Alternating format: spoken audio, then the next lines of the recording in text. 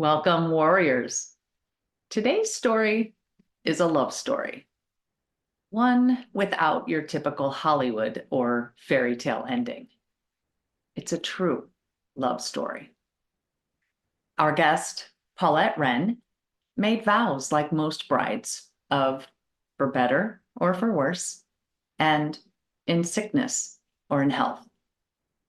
But like most brides, she wasn't focused on part of each of those vows until she had to be. Grab a tissue and listen in as Paulette shares what she learned during her marriage. Let's rock. Does your past haunt you? Maybe you're in a storm that feels like it will never end. Are you fighting a battle that's rendering you hopeless? Maybe you feel like you're fighting alone, but your battle was not meant to be a solo endeavor. You were meant to be a warrior among warriors. My name is Heather, and I grew up thinking my battles were nobody's business until I found myself in an abusive marriage and felt cut off from all avenues of help. In this podcast, you will hear warriors' words. They will tell you of their battles, both won and lost, their journeys, and their lessons learned along the way. But we don't stop there. These warriors will share how they have applied those lessons to go from warrior to survivor to thriver. Whether it's an abusive marriage, illness, mental health crisis, or any number of traumas this world dishes out, these warriors will use their words to help you find the beauty in your broken, move beyond your battles, and become the thriver God created you to be. Pick up your sword or boxing gloves and join the battle. Your words are powerful, my friends. Make them warrior words. Welcome back to the Warrior Words podcast. I am excited to share Paulette's story with you. This is one that so many of us encounter, but we're really not prepared for it. So it's our hope that her story today can help us all with that preparation, even if it's just a little bit. But before we get started, let me tell you a little bit about Paulette Ren. Paulette is a first-time author. She is a widow and retired from Delta Airlines. She loves to cook, golf, read, and travel. She lives in Draper, Utah, where she is close to her 3 children and her 9 grandchildren. Now, before we move on to Paulette's experiences, here is a review from the Beauty Hunters podcast. You are not alone. Heather's authenticity and stories really gather you in. She inspires you to thrive in any and all circumstances in life. Tune in and find breakthrough on the other side. Thank you, Beauty Hunter. I love sharing stories to inspire others in whatever journey of life they're currently in.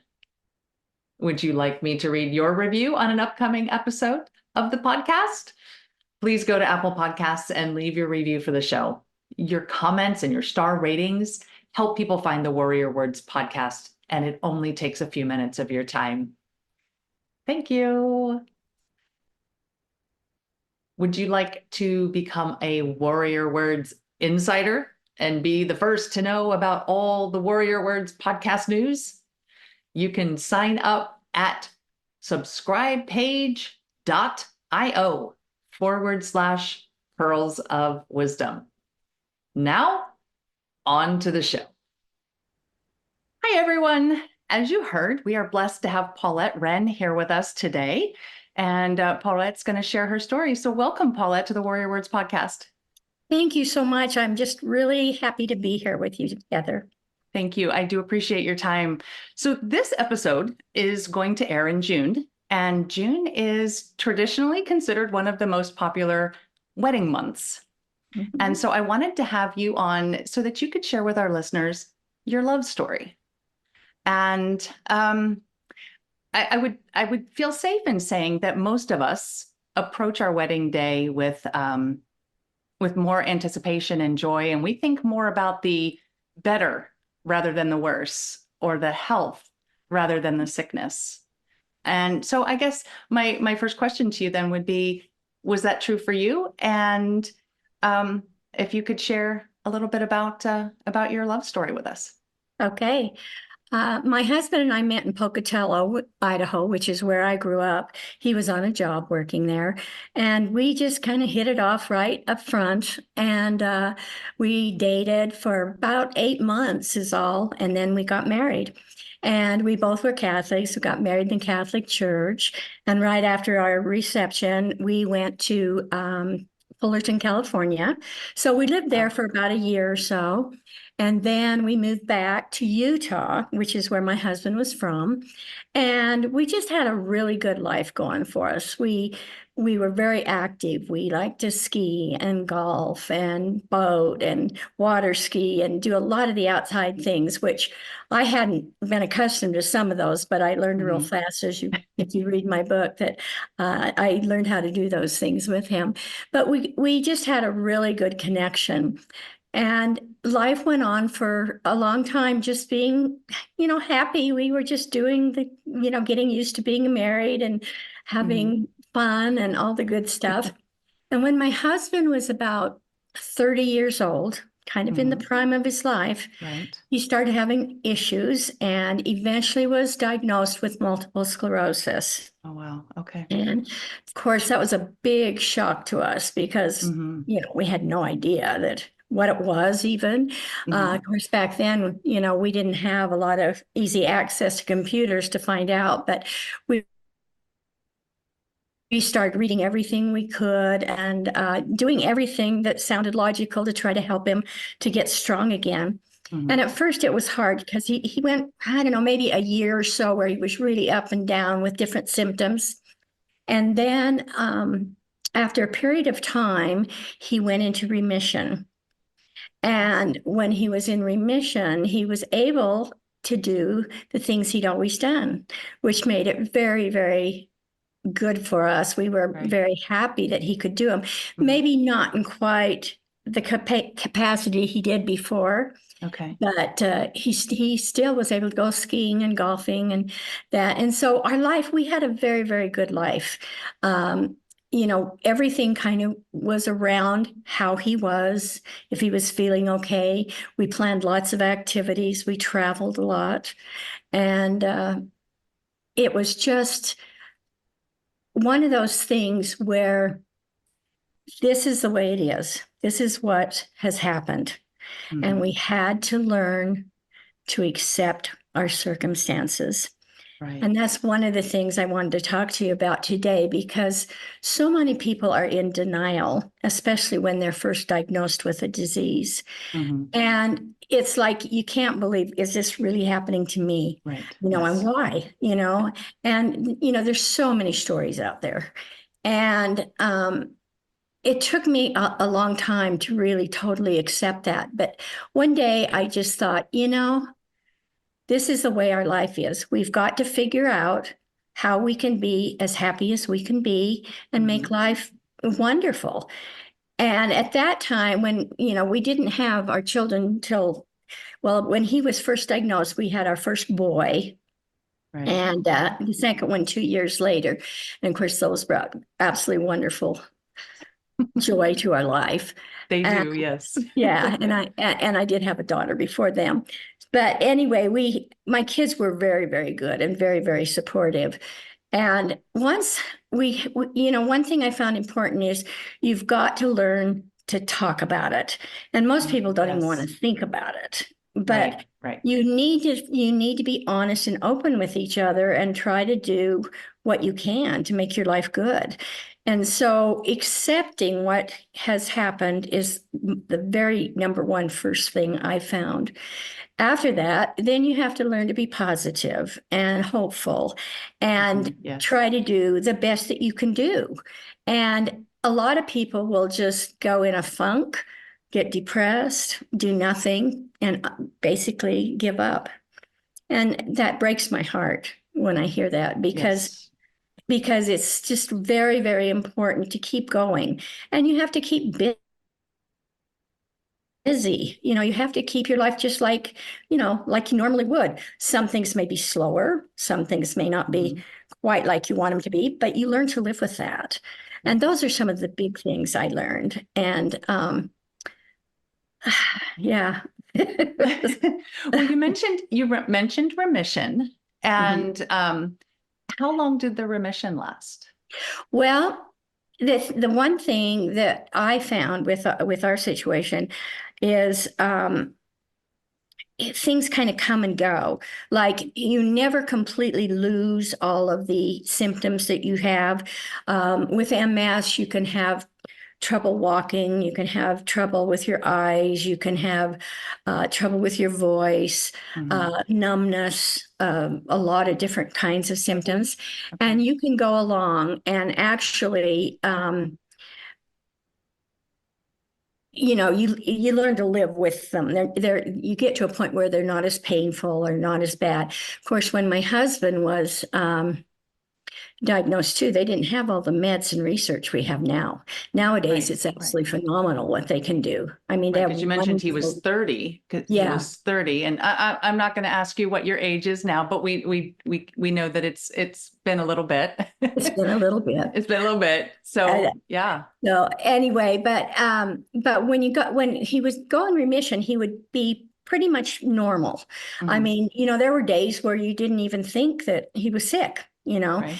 And the one thing I think probably the hardest thing is when you have MS, you get extremely tired, not Right. just a little bit fatigued, but you're exhausted. And so what he did when he was in remission and he was still able to work at that point in time again, he would come home and he'd take a nap before dinner, and that seemed to help him through the rest of the day. And with remission, I have to say, overall, there wasn't a lot of episodes and things that went on during that period of time. In Mhm. his case, he was really in remission for about 22 years. Oh, well, that was a blessing then. Yeah, it Yes. was absolutely a blessing because it definitely made a difference in our lives. Because we could still do things. We just Mhm. we just had to plan a little better, and we just had to you know, uh, look a little bit ahead and see what we can do and not do. And so remission was a wonderful thing. Some people are very, very fortunate, and some people, unfortunately, that doesn't happen to as easily. But I think what part of it was the fact that we really tried to eat healthy. He exercised. I mean, we took vitamins, we did juicing, we did all Yes. kinds of things that you hear about. And I don't know if over a period of time that just made the difference, but we were very fortunate in that sense. Oh, yeah, I think it's important. I mean, it's important in general to start to be healthy, but especially when there's a disease involved, Mhm. the sleep, the healthy foods, the exercise, they all help to make life at least a little bit easier during Exactly, those times. Yeah. exactly. Okay. So what And happened? no, go Okay. ahead. No, go ahead. So what happened when you said the remission lasted about 22 years? What started to happen after that? Well, about the last, I'd say 3 years of his life, he started getting pretty bad symptoms again. And they Mhm. came on slowly. So, they weren't just like all of a sudden, but he would slowly start having trouble walking. And then he started having trouble with his eyes. And he started getting, more numbness and stuff. And over the last 3 years, we were pretty much not as active as Right. we had been, of course, because we were trying to help him to do what we can. And by help, I meant my family, my Mhm. children. Mhm. And he eventually had to be in a hospital bed. And well, just before that, he was sleeping in our basement, which was always cooler and a little more quiet one day. Right. And I could hear him screaming, and I went down, and he'd fallen out of bed and broke his hip. Oh no. And after his surgery and going through rehab, it wasn't very long after that he became paralyzed from the neck Mm. down. So he Wow. couldn't move anything except his head. And that was in the last 3 years of his life. And it was very hard because his mind was as sharp as could be. I mean, he knew everything was going on. He was a very smart guy anyway, and it was really hard. But we eventually, we just kept doing everything we could do, you know, along with help from the doctors and whatever. He eventually had to go into a hospital bed. And after a period of time, he kept getting a lot of infections. And we'd be in and out of the hospital with those. And it got to a point where his body just couldn't fight anything off. And so we went to the doctor at this one point in time, and he said, there's nothing else I can do for him. So I figured we should put him on hospice. And so we did. And he lived 8 months after being put on hospice. But he had a very strong heart, and he didn't want to go. He didn't want to go. You know, it was hard. But that changed our life because I knew at that point in time, you know, we had to plan even more so for the future. Right. And at that point, I was working for Delta Airlines, which I had gotten that job several years before so that I'd have good benefits, have health benefits and whatnot in case, you know. And so I would go to work, and I worked midnights a lot, and my children, my three children would each take a night. They would come over and help him with dinner, get him ready for bed, and they'd talk to him or read to him or sing to him or whatever. So they got to spend some real quality time with him alone. What a blessing. And that was just wonderful. And he loved it. He loved it. And just about, let's see, just about, well, my daughter ended up adopting a beautiful little girl in 1998. And Bob, he died in 1999.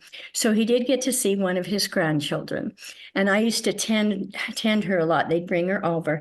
So what I would do is I would take her and put him in his arms, and he would take a nap with her. Oh. And it was so beautiful. And he got to share that. And every week he'd say, is it time? Is it time for Emma to come over? You know, it was so cute, so cute. And so we just made his life as simple as we could. We, you know, in my book, I tell a lot about that I used to read to him, and we'd go for walks in his wheelchair around, and he really enjoyed that. And one thing I can say, he never complained. Wow. You know, Yeah. it was amazing to me because there were days where I knew he was very sick, and he never complained. But we took very good care of him between my kids and our families. Their families, they all were very, very helpful. Well, that's a testament to the acceptance that you talked about earlier, because you described a man who was very vibrant and active and, you know, just very much involved in outdoor sports and activities. And to go from that to being in a hospital bed because you're paralyzed. Yeah. You That's true. have to have that acceptance in order to keep your mind that sharp and to have that will to live. Yeah, you really do, because if you don't, you just will wallow away and who knows where, you know, and that includes the whole family. But everybody, you know, we just realized this is what we have to do, and everybody did it. And you know, it was helpful to me because I could still work. And there were days when, you know, I was pretty burned out. I didn't know if I was going to make it. Yeah. You know, it gets pretty tiring. Yes. It went very, very well. And I'm just very, very grateful. I feel very blessed that I've had my three beautiful children and how helpful they've been to me. It sounds that way. Now, I have read the book that you have mentioned a couple times. And one of the things that I like to talk about is finding beauty in the broken and being able to thrive after a traumatic event, or like in this case, a long traumatic illness, excuse me. Yeah. And one of the scenes in the book that really touched me was a final trip that you all took. Can you, Yeah. well, let me ask you this. Do you mind describing that for people who haven't read the book? Yeah, no problem. My husband was Italian, and very proud of his heritage. And he always wanted to go to Italy. And so this happened it was just after we came back from Italy that all this started getting worse. So we got my two sons, and I took him to Italy. My daughter was in nursing school at the time, so she couldn't go. And we flew into Rome, and we went all over Rome. And of course, we went to the Vatican, which was just, you're kind of in awe, especially being Catholic, and everything is so beautiful. The Sistine Chapel and St. Peter's Basilica, and then they're so gorgeous. And he didn't want to be in a wheelchair. He could still walk a little bit, but if you've ever been to Europe, you'll know you walk a lot. So it made it so we could do it, And we went there, and he was just in awe, and he was so thrilled. And it wasn't the towns. We didn't get to go to the towns like where his ancestors were born, but just being in Italy and all the wonderful food, and they're so friendly over there. And it was a wonderful, wonderful experience. So that meant a lot to him. And then once we came home, that's kind of when he slowly started going downhill more. So I was very, very grateful that we got to do that. I thought that story, and then the story you also mentioned about your granddaughter sleeping in his arms. Those were, I think, the two stories that just made me tear up. Well, fortunately, I took a lot of pictures, and so I have all these wonderful pictures of him holding her, and he would just be like smiling. He'd be so happy, and that's all he needed at that time. He was just thrilled to death, and so that meant a lot to us, so. Well, then why don't you take a moment and tell everybody about your book, what it's called, and if you can, I'm sure you probably have a copy nearby, and you could show us Okay. your cover. Before I tell you about the book, let me just, Sure. Okay. Before I tell you about, let me just tell you one other little thing about, Sure. Once he passed, I said to myself, I am not going to sit around and be a grumpy old lady. I am not going to do that. I'm not going to be negative and awful and sit around and be grumpy for me or for my kids. And so one thing I had to do, and I think it's a big thing for people, you've got to still be busy and figure out what you want to do. I mean, you need your time of rest and your time of grief, and I get all that. And I did that too. I mean, I took off work and everything for a while. Right. But at the time, I just, I tried everything I could to keep busy. And unfortunately, my children all lived in the same town, not far from me. So that helped a lot because I could see them.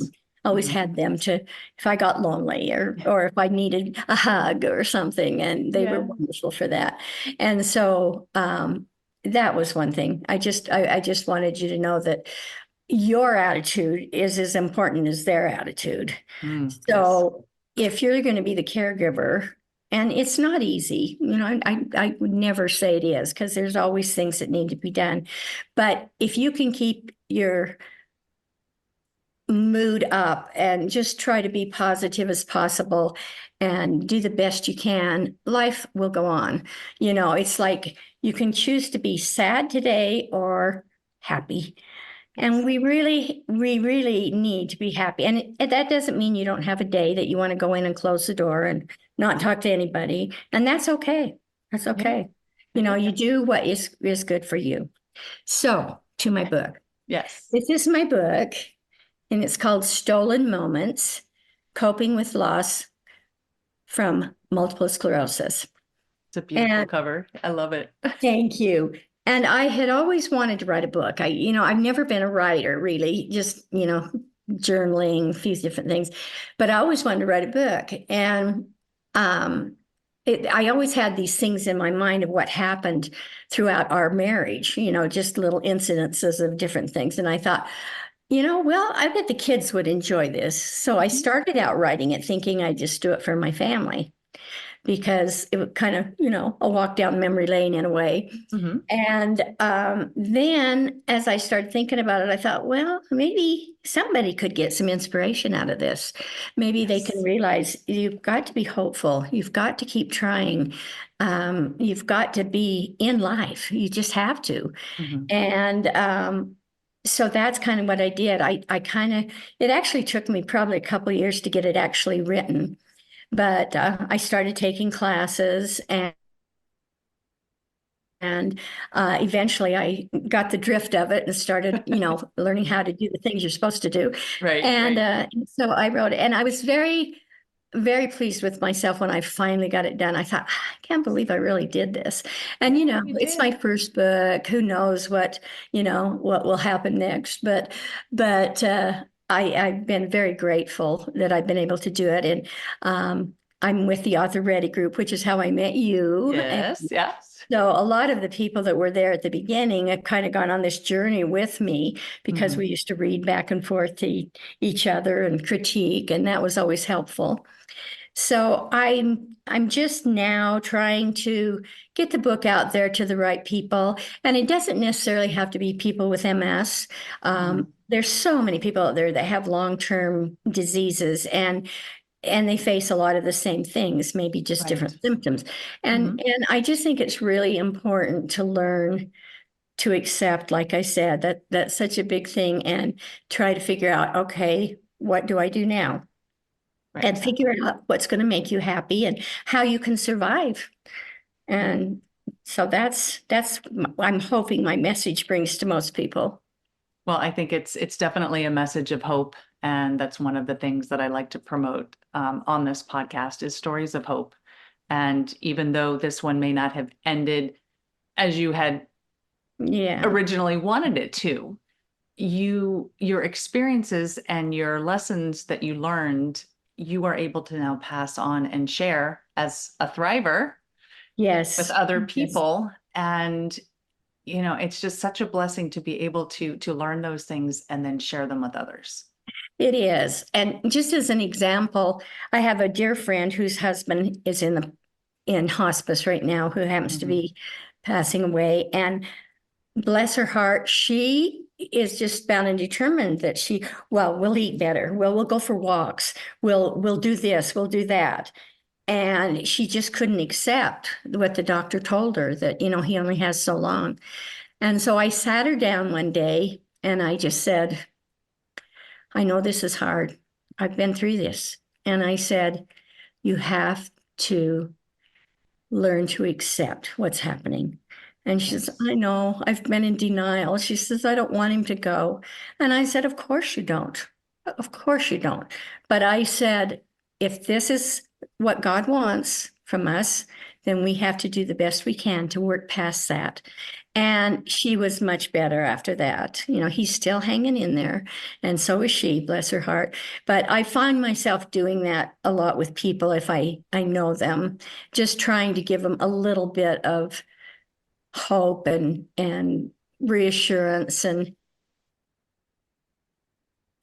we have to just know they're going to a better place, and knowing they'll be with the rest of the family, and also the fact that hopefully they're looking over us all the time, taking care of us in our minds. So Well, I really appreciate that you shared that and that you are sharing with other people and helping other people through this time that you had to experience as well. So, but I keep saying it's a blessing, but I think that's what it is. I it think is, it's a blessing. it's just a blessing. So, I know you told me that you're working on your website. So, is there any place that people can come find you and share in your journey? Yeah, you can reach me on my I mean on my email right now. I will be having my website up again. I've had some issues and I've had to redo it.